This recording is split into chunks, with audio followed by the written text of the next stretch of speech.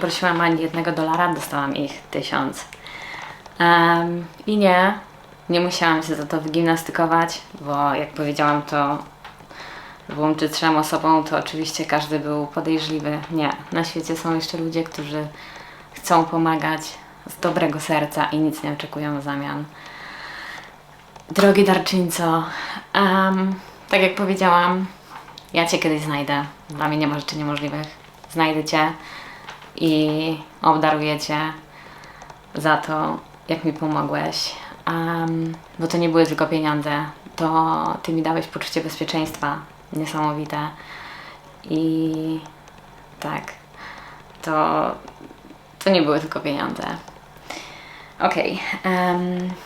Teraz tak. Zanim z Waszyngtonu pojechałam do Nowego Jorku. To był 2 lipca. Śmialiśmy się z Arkiem, że jadę do Nowego Jorku walczyć tym filmem o pokojową nagrodę Nobla. Także Arku, mam nadzieję, że złożyłeś już moją kandydaturę. Okej, przyjechałam tak, 2 lipca. 2 lipca to była rocznica śmierci mojego taty. Ja myślałam, że tego dnia uda się to nagrać, będzie to taki szczególny dzień, ale niestety w rocznicę śmierci Twoich bliskich zawsze będziesz odczuwał niefajne emocje i tego dnia się to nie udało, ale przygotowałam się jak tylko mogłam i tego dnia chyba tak naprawdę pierwszy raz zrozumiałam, co to znaczy, jak to mówią Amerykanie, God's plan. Jak starasz się, jak możesz, ale coś nie wychodzi, to no po prostu trzeba odpuścić. Ja odpuściłam kompletnie, będąc z tym pogodzona. Nie miałam problemu, bo to jakby przygotowanie do nagrania trwało około tydzień. My próbowaliśmy jednego dnia, drugiego, trzeciego, zawsze coś wyskakiwało. Producent też był zajęty i jak ja tylko się do tego przygotowywałam, dawałam z siebie wszystko, przychodziła odmowa. Nie miałam z tym kompletnie problemu, nawet się nie zdenerwowałam, bo wiedziałam, że tak musi być, bo taki widocznie ma plan góra. I za każdym razem, jak czułam kompletny pokój w tej kwestii, to przychodziły nowe rzeczy do mojej głowy. I w pewnym momencie siedziałam z Jose i rozmawialiśmy na temat tego, co mnie spotkało w Stanach.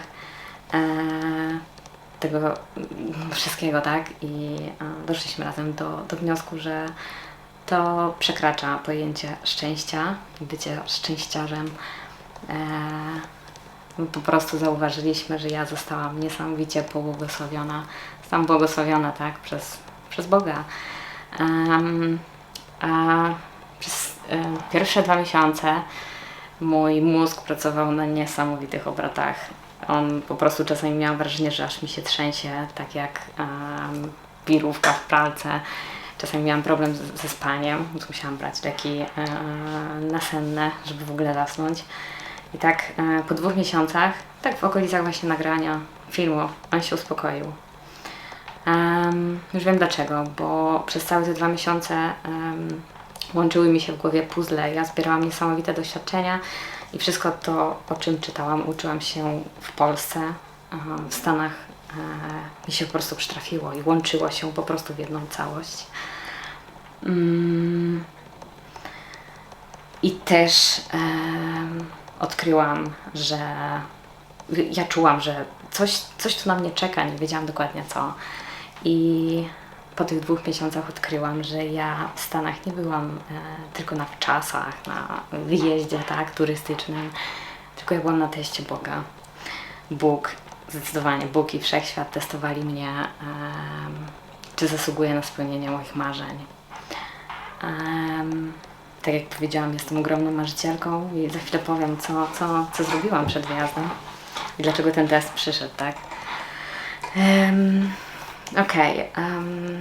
Żeby nagrać ten film, tak jak mówię, było wiele prób. Ja mam wrażenie, że byłam zaatakowana strasznie przez złe moce. Przez kilka dni przed nagraniem i po nagraniu ja nie mogłam się kompletnie ruszyć z łóżka, z materaca. nie mogłam wstać, do toalety chodziłam wręcz na czworaka. Nie miałam siły w ogóle, żeby stać na nogach, nie potrafiłam jeść, nie potrafiłam spać. Męczarnia była straszna. Dlaczego? Bo używam na tym filmie wielokrotnie imienia Bożego, tak? I takie rzeczy się serio dzieją. Im bliżej starasz się być Boga, tym bardziej na celowniku jesteś u złego. Jak już udało nam się nagrać pierwszy odcinek, mieliśmy też jakby potem nagrać drugi, ale ciągle coś wyskakiwało i się nam nie udało. Ja byłam strasznie przemęczona i czułam, że potrzebuję natury. I pewnego dnia moja mama się mnie zapytała na telefonie, tak, co z Kalifornią, czy lecę do Kalifornii, bo też miałam w planie. Na drugi dzień napisał do mnie znajomy z Kalifornii, co ze mną i czy w końcu go odwiedzę, czy przylecę tam.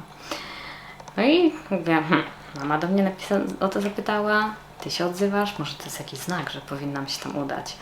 Mówię, no okej, w sumie mogę przylecieć, bo potrzebuję natury, muszę się wyrwać z tej betonowej dżungli. No okej, zamówiłam bilet i na drugi dzień miałam lecieć koło godziny 14, ale prawdę mówiąc nie miałam tego jakby 100% przekonania. Moja intuicja nie była do końca za tym. No i co się stało? Na drugi dzień się budzę, lot miał być chyba około godziny 14 i dostaję informację, że wszystkie loty w Stanach Zjednoczonych są odwołane. Był problem z Microsoftem. Mówię, no nie wierzę, po prostu po raz kolejny dzieje się coś takiego. W międzyczasie ja zapytałam się tego właśnie znajomego, nie bierz tego proszę do siebie, bo to nie chodziło kompletnie o Ciebie. Czego on chce ode mnie? Jakby na czym ten mój wyjazd tam ma polegać? Ja mi powiedział, że chce mojego serca.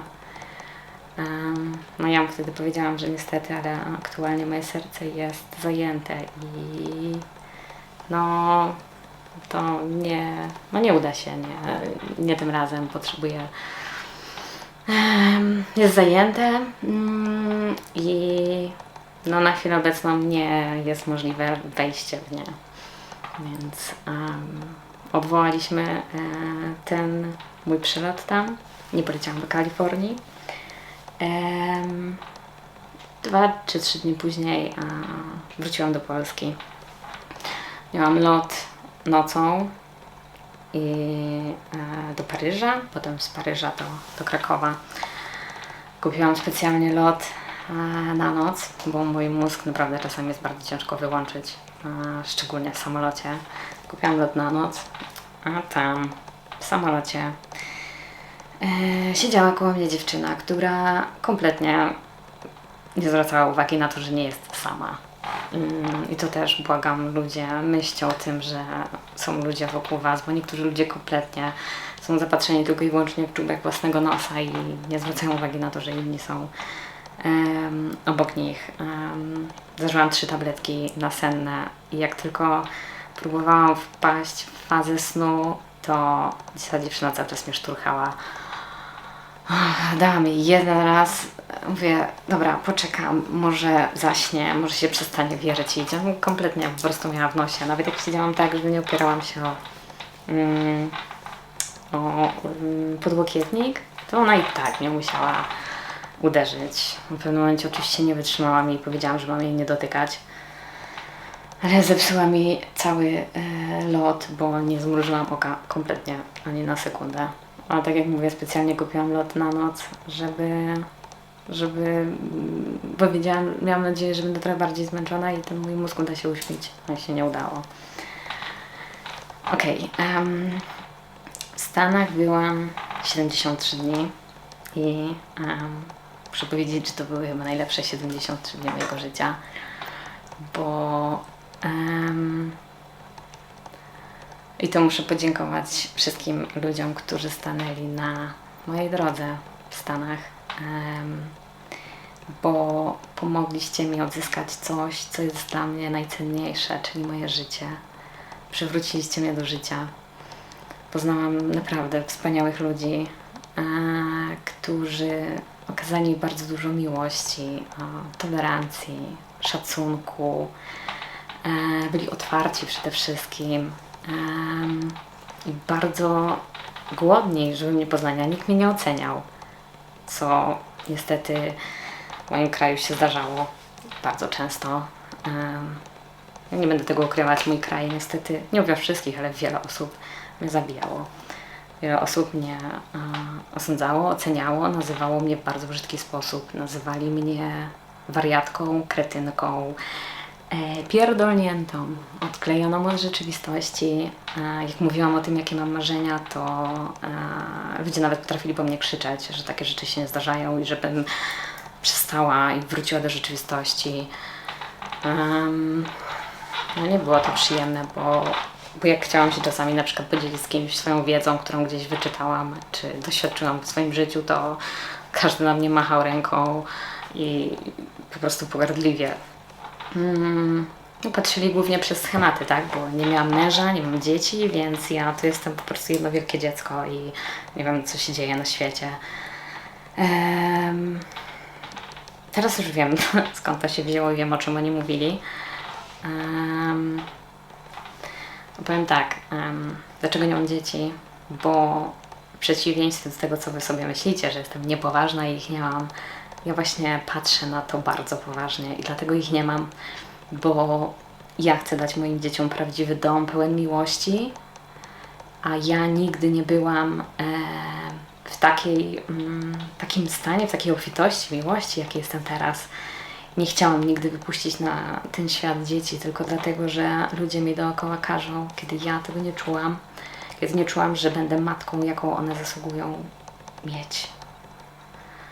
Bo dobrze wiem, że dzieci najlepiej rozwijają się w domu pełnym miłości, a każdy z nas nosi w sobie pewne traumy z przeszłości, czy z dzieciństwa, czy z wieku nastoletniego, o których większość ludzi sobie nawet nie zdaje sprawy. I ja nie chciałam wypuszczać dzieci na ten świat, póki nie zrobiłam porządku ze swoją przeszłością. Dopiero teraz czuję, że jestem z nią, jest ona uporządkowana. Ja nie chciałam wypuszczać na świat dzieci tylko po to, żeby jakby dołożyć cegiełkę do populacji, bo nie chciałam, żeby one musiały na starcie dźwigać mój bagaż doświadczeń. Wydaje mi się, że to jest bardzo odpowiedzialne i ludzie, którzy mnie oceniali w taki sposób, po prostu sami byli w środku nieodpowiedzialni, bo my oceniamy innych względem własnego wnętrza, tak? Tego, co my mamy w środku. Ja jestem poważnym człowiekiem, mimo że sobie bardzo dużo żartuję. Ja traktuję poważnie wszystkich. Traktuję poważnie zwierzęta, traktuję poważnie dzieci, młodzież i dorosłych. I chyba dzięki temu mam tak wielu znajomych. Potrafię dogadać się z każdym człowiekiem. A jeśli ty nie widzisz we mnie tego, to może problem jest w tobie. Tak. Teraz tak. Zanim poleciałam do Stanów, w trakcie mojego leczenia jakby szukałam wielu różnych... szukałam prawdy życia, tak? Zagłębiałam się w wiele nauk, wiele religii, żeby odnaleźć sens i o co w tym tak naprawdę chodzi w życiu. Jaki jest mój cel bycia tutaj, po co ja tutaj jestem. Zagłębiłam się w temat afirmacji, wizualizacji, a najbardziej, które jakby na świecie istnieje wiele prawa fizyki stworzone przez Boga, tak? Z których możemy korzystać. I najbardziej zainteresowało mnie prawo przyciągania. Ono jest prawdziwe. I skorzystałam z niego. Moja mama mi kiedyś powiedziała, że Bóg dokładnie chce wiedzieć, o czym marzysz. Więc ja, już znając gdzieś tam różne techniki, tak, tego prawa przyciągania, wziąłam list, napisałam list, zaadresowałam go do Boga. To jest list jakby dziękczynny, który no, musi być napisany w odpowiedni sposób, tak, i tam też z nim są potem jakieś cudeńka do wykonania. Więc napisałam ten list, wpisałam tam kilka takich najważniejszych marzeń, które na tamten moment były na mnie najistotniejsze. I na koniec powiedziałam tak, ja nie miałam odwagi jakby napisać tego tylko do Wszechświata i zostawić to w rękach Wszechświata. Ja napisałam ten list do Boga. Powiedziałam mu tak, Boże, Ty znasz mnie lepiej niż ja sama. Twoja mądrość jest nieograniczona, moja jest ograniczona, więc składam to na Twoje ręce. Pomieszaj tym, jak Ty uważasz, będzie dla mnie najlepsze. I dziękuję. Bóg pomieszał tym dokładnie tak, jakby dopasował to dokładnie do mnie, do moich potrzeb, do moich pragnień, do moich cech. I zlecił to w ręce Wszechświata. I jak byłam w Stanach, to każdego dnia widziałam, jak ten plan jest realizowany. Dostawałam różne znaki. W pewnym momencie miałam wrażenie, że jestem w filmie. Dokładnie, że jestem w filmie i ja gram rolę główną. I poniekąd można powiedzieć, że ja piszę ten scenariusz. Oczywiście nie sama, tak, razem z pomocą Wszechświata i Boga. Jakie znaki dostawałam? Pierwszy, który we mnie uderzył, to była piosenka Tango un plan, mam plan. Usłyszałam ją wędrując po Manhattanie. Parę innych piosenek było Whatever She Wants, cokolwiek ona chce. Jak tylko włączałam radio, to te piosenki zaraz jako pierwsze wyskakiwały. I feel so close to you right now. I jeszcze I'm glad you came. My universe will never be the same. To są głównie te 4 piosenki, które cały czas po prostu się przewijały. Następne studio muzyczne było na ulicy Antoni to jest mój tata. Jose, właściciel studia muzycznego, i Arek z Waszyngtonu mają urodziny 22 sierpnia, tak jak dwójka mojego rodzeństwa. W dniu urodzin księcia ja dostałam życzenia z okazji od mężczyzn z Ameryki, tak? Nie wiem, skąd to się w ogóle wzięło. Synchronizację liczby, synchronizację czasu non-stop. Ja nazywałam się w Stanach bezdomną. Wiecie, jakie jest znaczenie imienia księcia? Nowy dom. Nie, co tu się po prostu dzieje? A jeszcze co lepsze, on ma korzenie z Kolumbii. Jose pracuje na Columbia University. Za każdym razem, jak na niego patrzyłam, kiedy moje serce po prostu krwawiło. On miał na czapce napisane Columbia, na koszulce napisane Columbia, na jakiejś bluzie, no po prostu wszędzie ten napis był. Kiedyś Jose mnie zaprosił na mecz na Columbia University i idąc tam, tak, najpierw wpadłam na jedno serduszko wyryte w betonie. Mówię, okej, super, co jeszcze? 10 metrów dalej było kolejne. Parę minut później wpadłam na tabliczkę z napisem Romeo i Julia. Mówię, nie, ja tego nie wytrzymam. Co tutaj się dzieje? Ja nie wiedziałam, że to aż tak to prawo działa.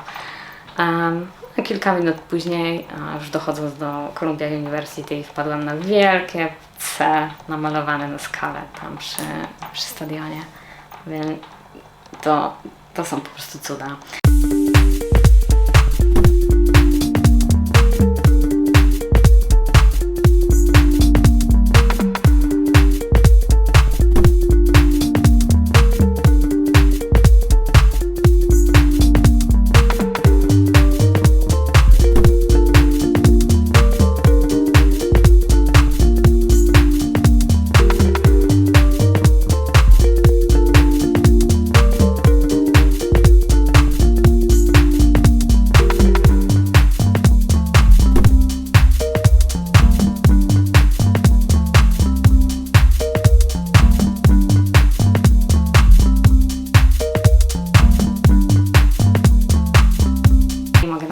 kiedyś o tym odcinek, bo tam z tym listą jest jeszcze parę cudów, które trzeba zrobić. Wszystkie te moje marzenia są w trakcie realizacji. Niektóre są już spełnione, ale no na razie nie mogę powiedzieć o tym, bo muszę to zachować dla siebie. Niektóre są w trakcie realizacji. Jedno z nich właśnie możecie oglądać. Słuchajcie, w życiu nie pomyślałabym, że nagram swoją autobiografię w Nowym Jorku w prawdziwym studiu muzycznym. W życiu bym na to nie wpadła. I to nawet nie była moja rola jakby. Ja jedyne co zrobiłam, to wyszłam ze strefy komfortu, poznając Jose w środku nocy na Bronxie. Wszystko to po prostu były siły wyższe, które doprowadziły mnie do tego. Wszechświat wysyłał mi różnych ludzi, którzy mówili mi różne rzeczy, które ja po prostu łączyłam potem w swojej głowie i powstaje ten film, tak? To jest naprawdę niesamowite.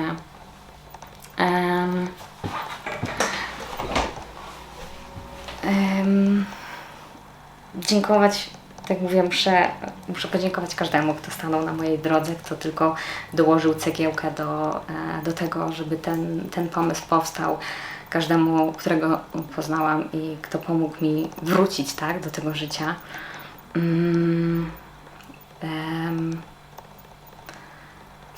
Tak jak mówię, tak jak powiedziałam wcześniej, w Stanach spotkała mnie niesamowita miłość. Naprawdę jestem Wam bardzo, bardzo wdzięczna za to, co mnie tam spotkało i będę do końca życia tak naprawdę, bo kilka lat wcześniej, tak, to były najgorsze lata mojego życia, które naprawdę byłam przekonana, że już nigdy nie będę szczęśliwa. A dzięki Wam, dzięki Bogu i innym osobom, które jakby też mnie otaczały, udało mi się wrócić do życia i być szczęśliwą. Jeszcze pamiętam, słuchajcie, ja dostałam tyle komplementów, tyle błogosławieństw, tyle uśmiechów od Was, od Ameryki, tak, których nie dostałam przez całe życie. W ciągu 2,5 miesiąca dostałam tyle, których nie dostałam przez całe życie. Codziennie zatrzymywały się za mną samochody. Niektórzy obkrążali okolice kilkukrotnie, żeby mnie tylko złapać i powiedzieć mi 1-2 słowa miłe. To było naprawdę niesamowite. Raz niedaleko 5 Alei na Manhattanie spotkałam jednego aktora. To nie chcę przekręcić imienia i nazwiska, może powiem, czyim tatą on jest. To jest tata aktorki Angeliny Jolie.